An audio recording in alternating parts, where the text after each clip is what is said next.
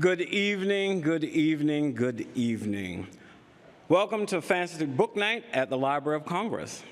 We want all of you fantasy fans to feel right at home at the library.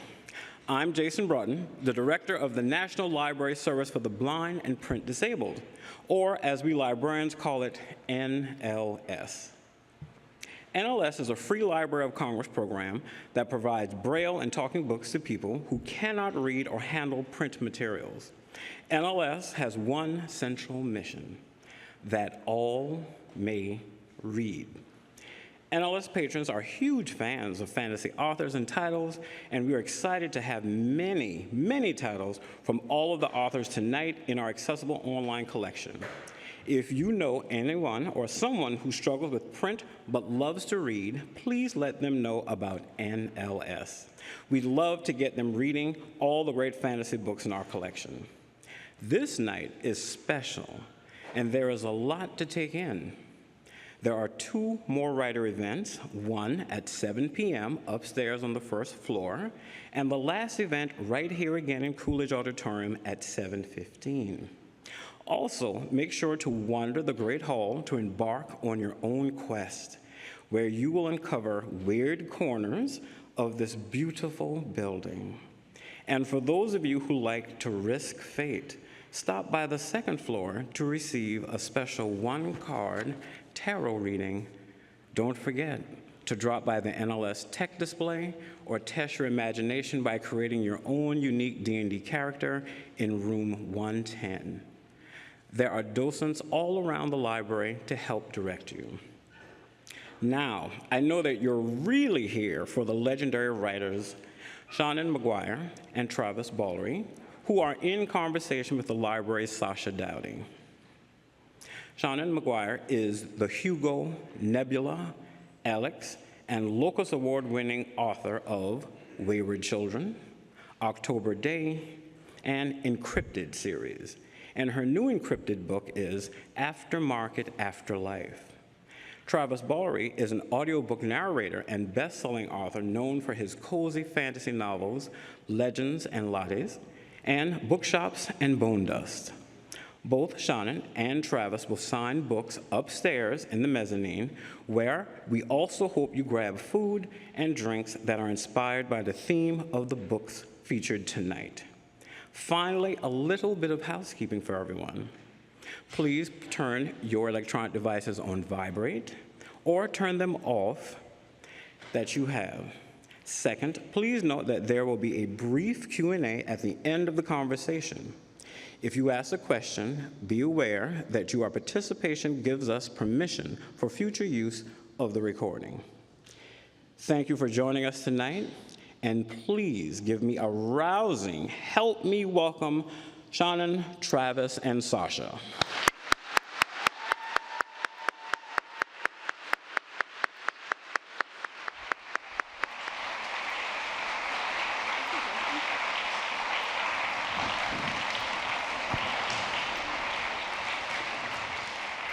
Hi, everyone. Welcome to the Library of Congress. I'm so glad you're all here for Fantasy Book Night.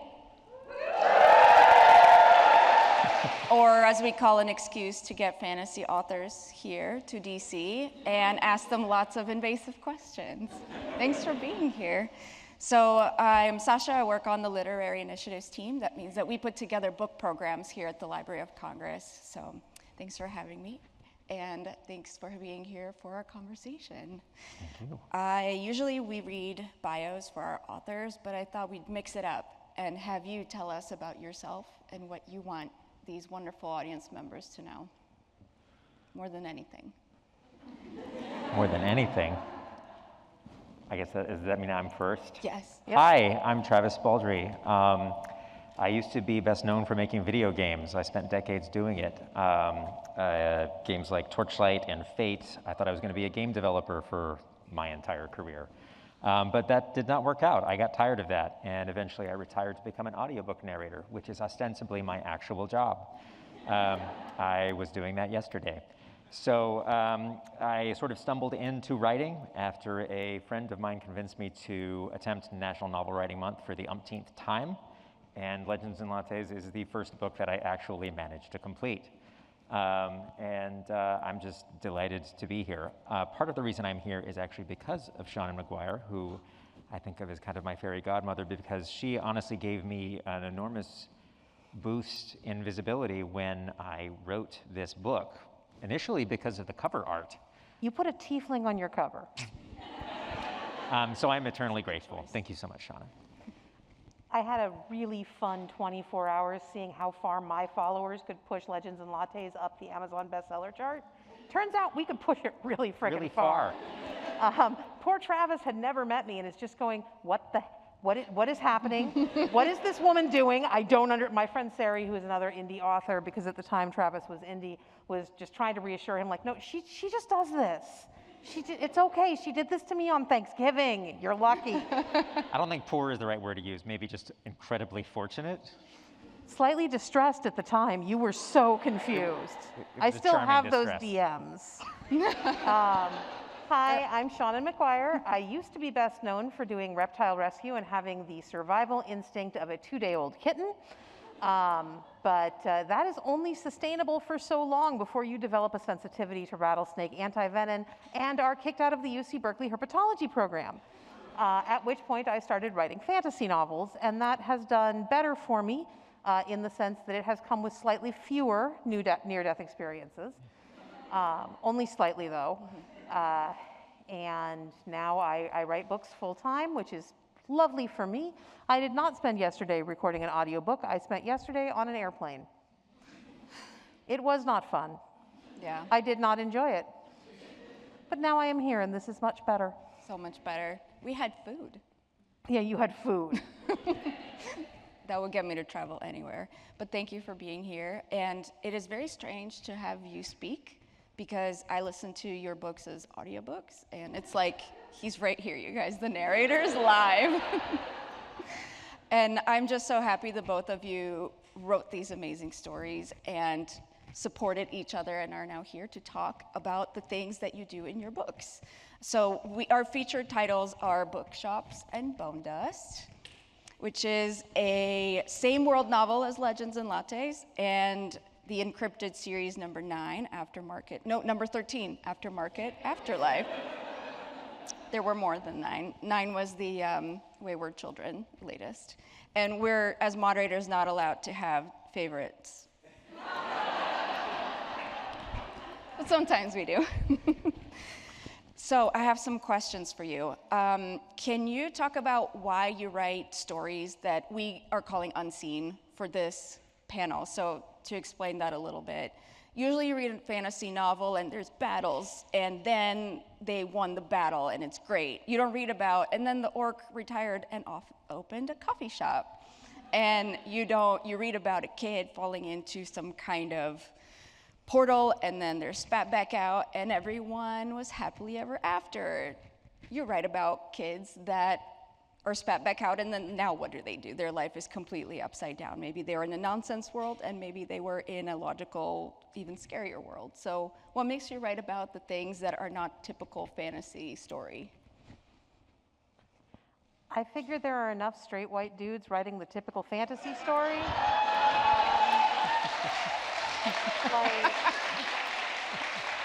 I continually have people telling me that I am somehow besmirching the canon. Besmirching, which is great, because Literary. I'm not writing Heinleinian fiction or whatever. And I'm like, I grew up on a steady diet of fantasy where women were just warm, wet holes with which to reward the hero for having a successful journey. As a children's librarian, this is great. I am total. So one of my publishers sent me on book tour with a horror novel about mind-eating tapeworms, and they put me in the children's section of Barnes & Noble. I swear a lot when not on a stage at the Library of Congress trying to be polite.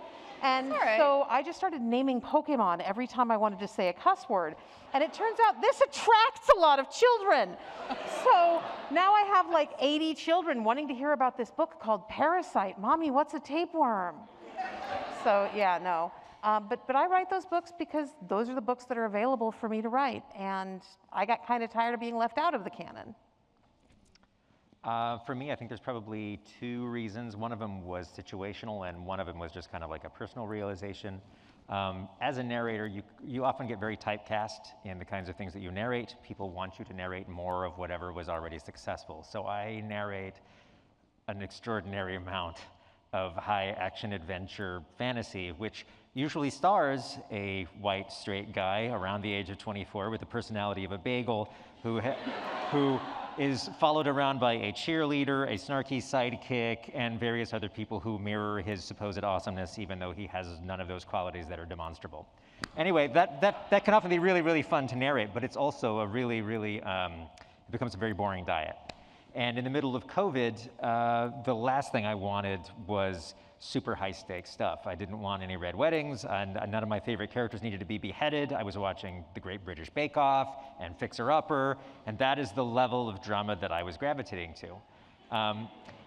So that was, it was actually started as a joke. I was in my Discord where I often narrate live, and I said, God, after reading another one of these action adventure books, what I really want is a Hallmark movie set in the Forgotten Realms. And that was the joke, and it's ultimately why I wrote the book to begin with. But as I was writing it, the other realization I had is that what qualifies as escapist fiction for me as a person in their mid to late 40s is a lot different than it was when I was younger. The idea of being able to actually just go make a friend in your 40s is hugely escapist fiction. It's really, really goddamn hard. Yep. So my priorities of what I want to read about have just absolutely shifted, but I still like all the trappings of fantasy. And I think there's been many authors that show the way. Terry Pratchett is my favorite example because he used fantasy to do so much and to talk about so many interesting things that had nothing to do with slaying the dragon and overthrowing the evil overlord. And I think that's just really freeing. Yep. I think you were a little dismissive of the deep emotional lives of bagels there. Well, maybe not plain bagels. Yeah, but When you get to Asiago, I can okay, acknowledge okay. the We can depth. compromise there. What about those rainbow bagels that look beautiful but are kind of, But just don't really taste like anything? yeah. Yeah. If you let them go moldy, you get some astonishing colors. You didn't know this was going to go where it was going to go, did you? They put us on this stage. I know. This is our fault. Well, we love to enjoy the worlds that you kind of capture that are atypical fantasy stories. And what we also love is that you use all the senses. Like with the bagel stories, there may be like clashing of swords and a warm tent to crawl into, but when both of your books are in my ears and in my eyes, it's like a feast of senses. So take us through each sense that you put into your book. I want to start with taste because, you know, the coffee, the baked goods. So weirdly, I think that taste mostly starts with smell. I have a hugely, hugely powerful sense memory for smell. Like that's how I remember lots of things from my childhood. And it didn't really kind of occur to me until I had written a certain amount, but a lot of people can't visualize anything. So it's very difficult to describe something that touches on a prior memory or a prior feeling for them. But if you can describe a smell, that leads to taste and it leads to memory. And so smell is weirdly where I start on almost everything. Like the smell of like rain on hot pavement is like a really specific smell. You know that smell and there's a feeling to it. So that's where I start. Great. Well, we're going to start with smell then. How does smell work into the way that you put your stories together? I really like a small perfume company called the Black Phoenix Alchemy Lab, and they are extremely fond of taking things that have no business smelling good together and putting them in the same perfume. So I will generally match scenes or chapters to specific perfumes just so I have something to kind of knock myself back in. And usually those scents will get incorporated. Can you give us some examples? I cannot, because I have not slept more than 6 hours in the last 48. You put me on a plane from Seattle. You're lucky I'm wearing shoes. We're lucky you're here. Well, you all know now that you can picture scenes paired with perfumes, and they are beautiful. They don't go together, but they are perfect together. Great. What other smells did you incorporate in your stories other than the baked goods, which is, you know, big and beautiful? But Oh God, now I have to remember what I wrote. Yeah. That's really hard. That's really challenging. This is the danger of bringing out West Coast authors. We're asleep on this stage. I mean, I get a lot of locational things from, you know what the beach smells like, you know what salt smells like. There's just a lot of sensory information you get from odor. I don't think I should use the word odor. That makes it sound gross. Aroma. Aroma. Oh, that sounds good. That's why you're a writer.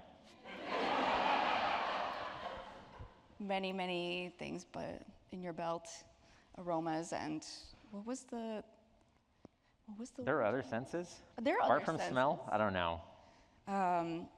Is there anything that you write about in terms of the five senses that's really gross?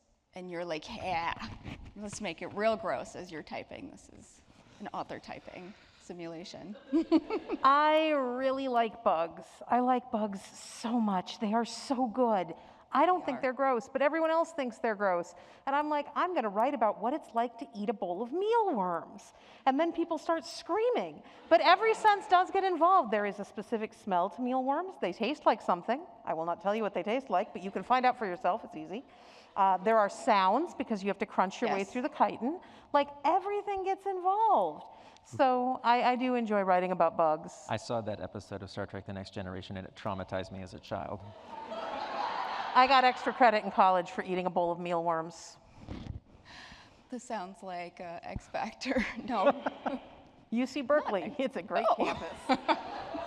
All right, we're visiting there, I guess, if we're bug fans, huh? Makes me think of the Lion King scene where Simba learns to enjoy caterpillars, and that's a beautiful thing too. Do you enjoy grossing out your authors? I don't feel like I've had a really your good chance to readers? do that. It was like counter to the whole cozy aim, I think. But when I write a different kind of fantasy, maybe that will come into play. God, yeah, no, I didn't have a lot of call to put in like super gross stuff. Yeah, you didn't. It's all just pleasant, but there is still conflict. I felt so naive reading Legends and Lattes because I've heard all these things like it's so cozy, it's gas lamp, it's blanket, warm blanket, and it was all that. And then a conflict happened. I don't want to spoil anything in case someone is mean at the coffee shop with fire. And I was like, there's conflict, and I am stressed. Can you talk about the fact that you had conflict in your book, even though you want us to feel cozy? Yeah, I mean, I think that the tagline was that it was high fantasy, low stakes, which is a little misleading because the stakes aren't actually low. They're personally high. They're just not globally high, which is kind of the tradition for fantasy. But as you know, the idea of moving to another city and putting all your life savings into starting a new business is really high stakes for a human being. So the kinds of struggles that you encounter are going to have some sort of tension to them. And I don't mind tension. And one of the things I like is that you can have tension and you can have drama without anybody having to die. You don't have to have the threat of death or elimination in order to have stakes. That's true. Did you know how you were going to include the tension, or it kind of came naturally? I knew I was going to get at least one action scene because I like writing action scenes. But I also had from the outset, I wasn't allowed to hurt anybody in the book. It was my rule for writing the book that something died in the first sentence, and there was an implication of violence after the last sentence. But in between, nothing could really, really be that damaging. So some of it is kind of a bit of a fake out. I'm not above using a fake out. But yes, there are, as you've mentioned, there is fire involved. Stuff happens. Yeah, and there's bone things involved later, but. And Shannon, you are a master of stretching out conflict or making it happen really fast and making us readers shocked. And sometimes it keeps us on the edge of our seat, and sometimes something shocking happened to a character, but they're not acknowledging that it was shocking. So can you talk about how you use tension when you're writing your stories? I really, really like serialized stories. I grew up watching far too much television. That was just sort of how I survived, and also reading old Warren comics, Creepy and Eerie and Vampirella, and they were very big on not the twist that Sterling popularized, but the long, slow episode-by-episode delivery. And so I kind of learned that as the ideal pacing for things. On the tension, I usually just let the characters guide how long it takes for things to resolve. I am happiest if I just start a conversation and occasionally throw something at them to see what they'll do and let them keep going. And I have had characters resolve conflicts 2 or 3 books early. I have also had characters decide they are not acknowledging conflicts and let them go on for 5 or 6 books longer than I thought they were going to. I really enjoy that. I found that refreshing, and you don't make it frustrating at all, at Thank least to me.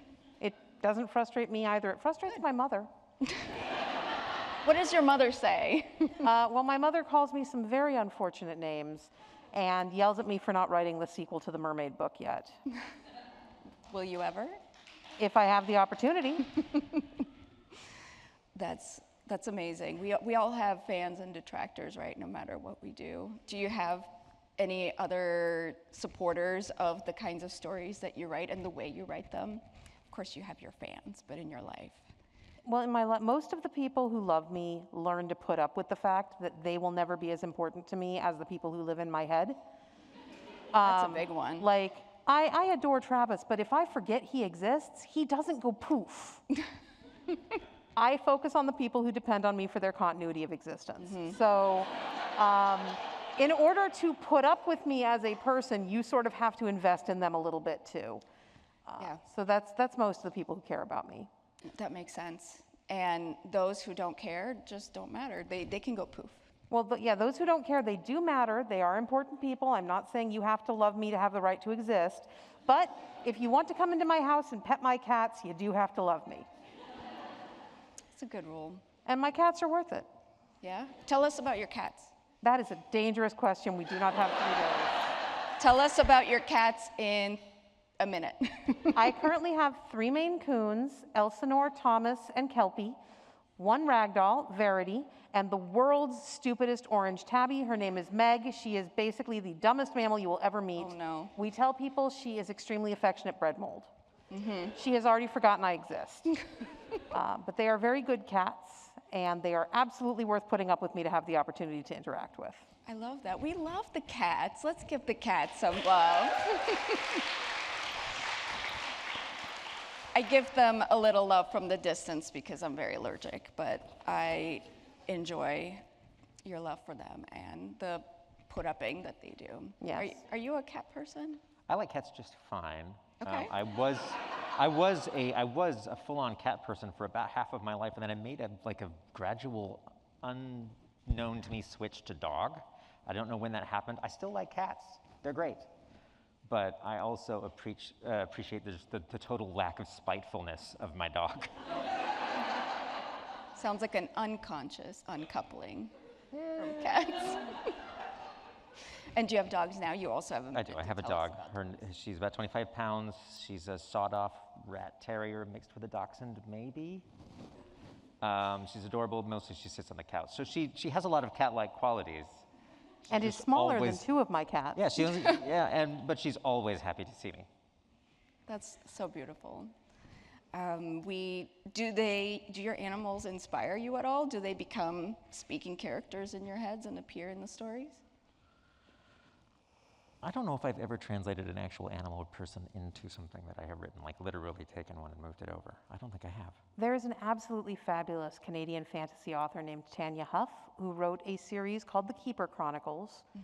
It's about a world in which angels manifest on the earth to influence human activity, among other things. But angels, because they must be perfect beings, manifest as cats. And the angels that feature in the first 2 books were Tanya's actual cats, the ones that she had at home. It was a successful series.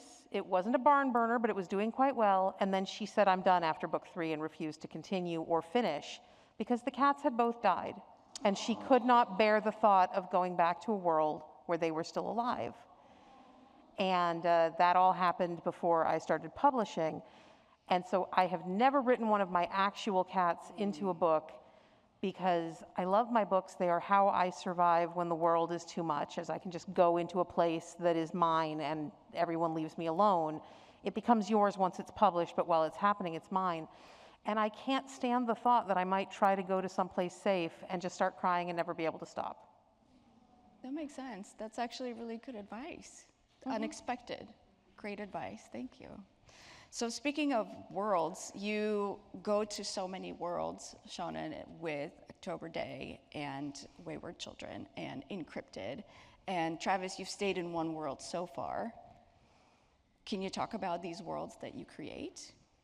Anyone can go first. That's your turn. Mine to will go be first. way shorter. But you have a lot of future you can talk about. I do.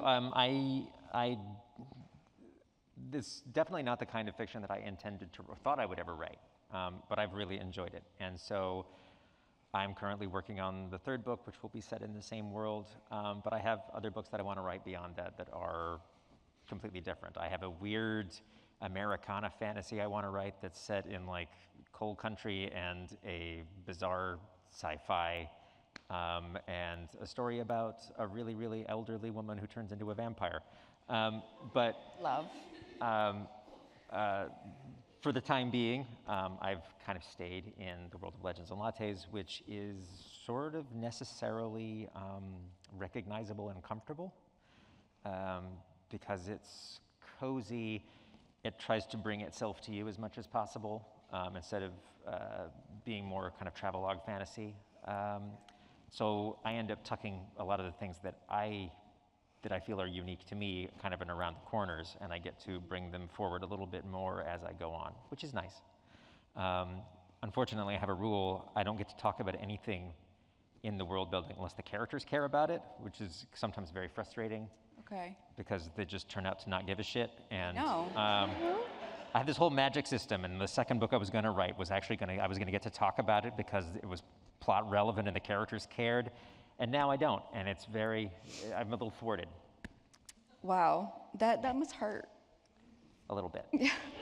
So you have like cool little corners and streets that we'll just I never do have know little about. stuff, and whenever I get a chance to bring them out, I'm happy to do it, Okay. as long as somebody cares. Please care. Travis's brain children. How do you approach your world building? Do you care what your characters care about? I do care what my characters care about, because if they don't care, you never get to talk about it. Same. Wow. If you come to my house, come to visit me, you will get to meet my cats. You will get shown all of my stuff. I'm like that scene in Thor Ragnarok. Behold, my stuff. And then we're done. And then I will take you to my local board game cafe where you can sit and play a board game while I build a magic deck. Like, you will not see the Seattle that tourism tells you about, because I don't care. Yeah. And that is how characters approach a world. They show you what they care about. I try to make sure I know everything, because everything has to fit together. And my agent actually spends a lot of time yelling at me, because I'll give her a draft, and it will contain everything the characters care about. And she will come back to me with, Shannon, I know that this cosmology makes sense in your head. I am aware of that. I have no clue what the hell is going on in this book, and it is 300 pages long. I would like it to either be 80 pages long and make perfect sense, or 400 pages long and make perfect sense. These are your choices. So then the book is 500 pages long. Yeah, of course. How does it feel in your head that you have to give that framework, I guess, to the world that you don't want to explain fully or aren't even able to because your characters don't care about it? Well, my characters don't care. I care very, very much. I don't like it when things don't make sense. So I already know that stuff, and I just need someone to give me permission to put it in. I'll usually have an NPC effectively show up that cares a lot and go, let me tell you about stamp collecting. And then the challenge is making the stamp collecting chapter interesting And relevant. and relevant. That's great. You can explore so many things that way. Yes. NPCs are magical. That's their purpose. Do you have some NPCs that do a little bit of info dumping? I have not thus far. Maybe you could try. Mostly because I have to narrate that when it happens for other people's books and try and make it interesting for 20 pages while they tell you the last 400 years of Orcish history and try and make it relevant to a plot that it's irrelevant to. So I'm used to having to get out and push when that needs to happen. So I've necessarily pushed away from that when I write. I have I have a maybe weird approach to world building, which I call like the sheet over the furniture approach, which is that I know the shape of all of the important stuff in the world, like it's a sheet over a bunch of furniture in a room. I don't know exactly what kind of couch that is under there, but I know the shape of it. And when it becomes time for that to become relevant, I can peel the sheet back and I can discover what that is. And I will have had enough of the shape of the world in mind that I won't be backed into a corner, which I find very useful. Yeah. And it saves me a lot of time because the first book I ever tried to write in high school, which was the worst Wheel of Time-esque pastiche you could possibly imagine, I started with the glossary, and it was 20 pages long, which ended up being about how long the actual book was, too. But a friend of mine from high school had a printed copy of this and gave it to me 2 years ago, and it is easily one of the worst things I've ever been handed. Amazing. That's amazing, but it was fun a little bit, right? It was fun. I mean, I think there was like, oh yeah, I'm making this amazingly cool world. It was not cool. Okay. It's not cool. I tell myself I could do a better job of it now, but I'm not sure I want to test that. Fair enough. Shauna, you were nodding a lot as Travis was describing. Sheets and furniture. Thank you. That is the best way to approach things. I'm not saying that I nail down what kind of couch it is to start with. It's just that the couch is important, and I will not describe the couch because I know what the couch looks like, and I've been told to try and keep your extraneous things out of the manuscript. So we're just going. We're going. We're good. What the hell do you mean you lost track of what was going on 30 chapters ago? We'll fix it. We'll fix it all in post. Movie magic, Yeah, movie magic. if only. Well, I think we have some audience members who probably might want to ask some questions. I don't know. There are some mics on both aisles, and we want to give you a chance to ask them. And while you are getting your questions together, I'm going to ask you some rapid fire questions. You already told me about cats and dogs. Romance or horror? Horror. Or No romance? You both have romance. romance, pretty deep plot. Yeah. That's true. Okay, what is the best place you've ever traveled in real life or imagination? There is an owl center an hour's drive outside of Glasgow, Scotland. It is the largest privately owned collection of owls in the world. And if you give them 90 quid, they will spend an hour covering you in owls. Just like producing owl after owl and putting them on your arm. And this is not just like your cheap ass American owls. You're not just getting barn owls. No, they bring out the Eurasian eagle owls. These suckers weigh 1.5 kilos and they just look at you like, I could have your face if I wanted it. Wait, this is real? This is real. It's called the Scottish Owl Center. They have an Instagram and everything. And just owls. They are the only place in the world that flies little owls in flight shows. Amazing. It is the best place I've ever been. Well, my answer is going to be tragically uncool in the wake of that, but Well, prepare. I went to Japan and we went out, we took the train out to a shrine in the mountains, and it might as well have been new because they're just in a constant state of making sure that everything looks the way it does when it was created. And it's just this misty little mountain village. It's like stepping out of time. It was really an amazing experience, 100%. That sounds beautiful. But so boring compared to Owl. That is not. And if you make it to Worldcon in Glasgow this year, I will take you to the Owl Center. I want to see the Owl Center. And I'm sure you would love to see the shrine. No, I would no, not. she doesn't. Not because it's boring, but because, in case you have not noticed, lots of walking is not my friend. And most of the shrines in Japan are like, please take a lovely, refreshing, spiritual walk up this mountain. Straight up. We didn't pave it. You'll have a lovely time, and you probably won't break an ankle. I would break an ankle. The It would big probably be important Travis's. shrines are like Yeah. that. Yeah, there's also like cozy neighborhood shrines, but you know, Yeah, but that's not the one Travis went that's to. not the one. That sounds beautiful. Okay, we have a couple of people ready, so please go ahead. Tell us your name and your question. Sure. So the name's Raquel, and my question is: you both work a lot with common kind of monsters and cryptids and creatures, a lot of which like have very like specific like religious and like racial conceptions. When do you decide in your like research project which creatures to like take and maybe change, and which creatures like to like leave behind because it's too complicated? My main rule of thumb is never make someone else's god your monster. So if when you look into something you find that it is not just connected to a religion, but it is an actual god that people still believe in and venerate today, that is not for you. There are a couple of pantheons that have basically slid into being exceptions, the Greek, the Christian, the Egyptian, because they have been spread and denatured so deeply. But even there, I'm sure I've hurt somebody's feelings.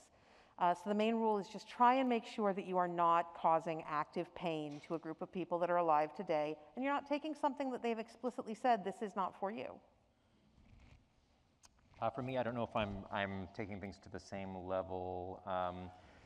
Effectively, all of the characters that I have written, regardless of their fantasy race, the focus has generally been on how similar they are to each other in a human perspective. So it's their races have not usually been a way to separate them or to call back to another culture, but have been a way to kind of more largely display their personalities.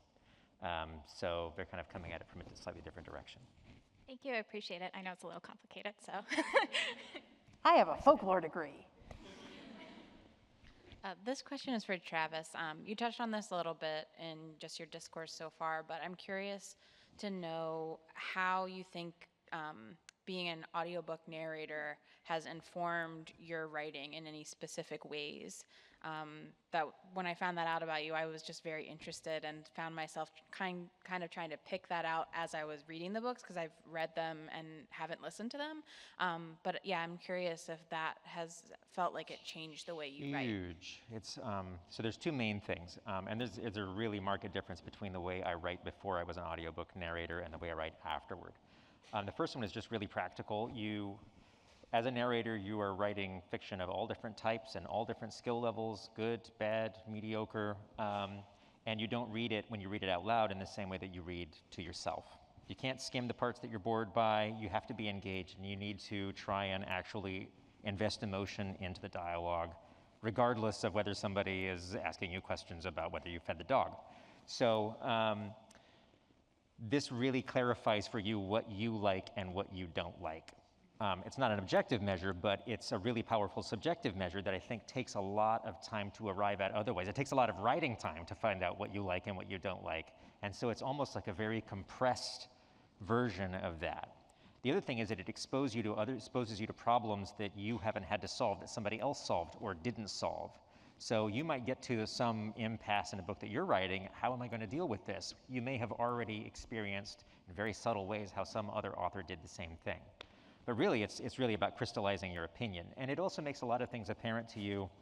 Like once you read for the fourth time in one book, he let out a breath he didn't know he was holding. You're like, why do we put that in a book? Why does anybody put that in a book? It almost starts to feel like a lot of the things that we end up writing, especially when we're figuring out what we want to write, are almost reflexive. They're like, this needs to be here because I saw this somewhere else. Somebody else had this picture hanging on their wall. I should have it too, without really investigating whether we actually wanted it there, which is really, really powerful. The other thing that's really useful is that I think a lot of authors will tell you that reading your work out loud is one of the best ways to edit, because you really sound out the dialogue, you see how the words fit together. I mean, text is an imperfect translation of what's effectively, an audible art form, storytelling. And as an audiobook narrator, you end up developing over thousands of hours a really, really incredibly precise interior voice. Some people have this anyway, but I know exactly what I will sound like if I say something. I know exactly what a character will sound like if I voice them, and this is a really, really powerful thing to insert in the step before you put the words on the page. It's hard to overstate how useful it has been. If I could tell everybody who wants to write, hey, just go read other people's words out loud for thousands and thousands of hours, and that was irrelevant advice, I mean, I would give that advice, but it seems a little bit lame to propose. But it's still really, really powerful. I've over-answered your question. Thank you. Hi, my name is Carly, and my question's for Shannon. I'm an identical twin, and I'm rather picky about how twins are depicted in literature, but you are one of the best authors. Twins show up in a number of your works, and you have a way of writing them where they're not just one character with two different names that's interchangeable or just polar opposites of each other. So how do you depict that relationship as, I'm assuming you're not a twin yourself, and why is that kind of a recurring theme in your works? Well, it's kind of a recurring theme in my works because a lot of my stuff deals with identity and fantasy worlds and such. And the experience of having someone else walking around with your face is very powerful and is a very useful tool in that kind of fantasy toolbox. The way that my twins look like people is I went to elementary school with a pair of identical twins named Jennifer and Jessica. And this was in the 80s. It was like their parents wanted them to get pelted with bricks. Their names were Jenny and Jessie, or they went by Jenny and Jessie, and Jessie would go straight up feral if you confused her with her sister for any reason. They loved each other. They were the best of friends. But if you treated them like they were one person, you would get to watch this tiny, skinny, corn silk blonde Village of the Damned girl literally run on all fours across the playground at you. It was the scariest thing you'd ever seen in your life. I don't know what happened to them. I'm pretty sure Jessie now has a thriving career as the Lord of the Third Circle of Hell. But they really taught me that, twins have to be treated like individuals and with respect. And I've known various other sets of twins over my time. The only ones I've met who enjoyed doing the, oh, ha, ha, we're the same person, aren't we cute? Played competitive Magic in the San Francisco Bay Area in the late 90s. And if I ever see them again, I am going to hit them with a brick. Because we would be in a best 2 out of 3 tourney and they'd swap in the middle and not tell anyone. You'd only figure it out because the person you were playing against suddenly didn't know what a counterspell was, but boy, did he know how to drop a 20/20 Hydra on your head. Thank you.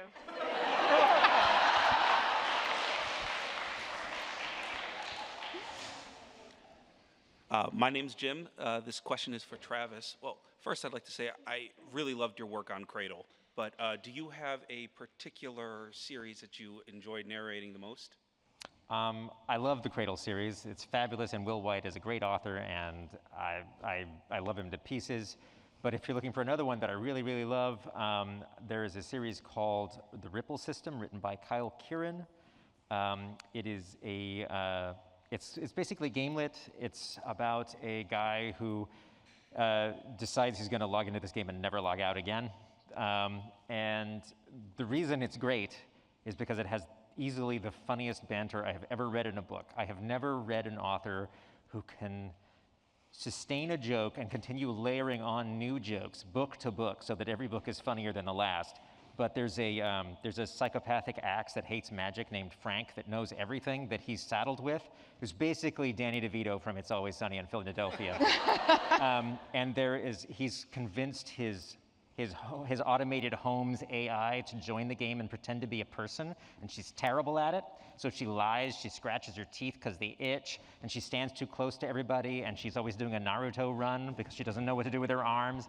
And I love them to pieces. The first book is called Shadeslinger, and they're great. Again, I've over-answered. Thank you. I just started explaining late 90s competitive Magic. I think you're good. First of all, I feel like if you don't over-answer, are you a writer? But anyway, I'm Lux, and this question is for both of you. I'm always curious to know, especially for fantasy authors, if there are any particular authors or series that just really stuck with you and have influenced sort of how you take things. Ideally in a positive way, but 100%. Oh, yeah, absolutely. Lots and lots. If I'm going to say some quick off the top of my head, Terry Pratchett, obviously, I've always really loved his work. Brian Jakes, there's a reason I probably have furry rat people and I care about writing about food. Diana Wynne Jones. One of my favorite book of all time is Nicobotanus by Terry Jones from Monty Python. I could go on and on. Robin Hobb, even though she tears my heart out every single time. Yep, Terry Pratchett, miss him to death. Stephen King. Like, I love he has Stephen an King. incredible turn of a sentence. Yes, he does. And he was the author that actually taught me that it is possible for the author to be wrong, which is very, very important as a lesson. Barbara Hambly, Robin McKinley, Diana Wynne Jones, so it sounds like we're on slightly different ends of her oeuvre, which is fine. There is nothing wrong with that. And James Tiptree Jr. Awesome. Thank you. Well, thank you so much, everyone, for coming to this talk and this Q&A, and I hope you stick around for the signing. It's going to be happening right after this on the mezzanine level of this building. So if you think of any other recommendations between now and then, maybe you can share them then too, or you can ask for some. Thank you all. Thank you.